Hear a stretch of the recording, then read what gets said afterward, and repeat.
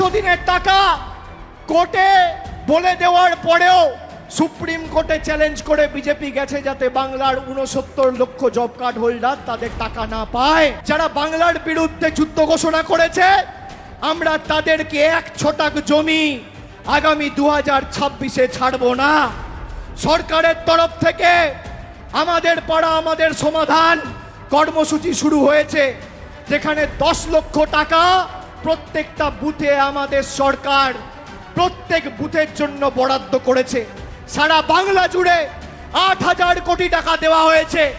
যে নরেন্দ্র মোদীর সরকার বলেছিল আত্মনির্ভর ভারতের কথা, আমাদের মুখ্যমন্ত্রীর নেতৃত্বে স্বনির্ভর বাংলা কি আমরা বাস্তবায়িত করে দেখিয়েছি। আগামী দিনও আপনারা বন্ধ করবেন, আমরা চালু করব। আপনারা ভাঙবেন, আমরা গড়ব। আপনারা শিক্ষা দেবেন, আমরা গর্জে উঠব। বাংলা আপনাদের কাছে আত্মসমর্পণ করবে না, বাংলা আপনাদের কাছে মাথা নত করবে না, বাংলা আপনাদের কাছে বশ্যতা স্বীকার করবে না।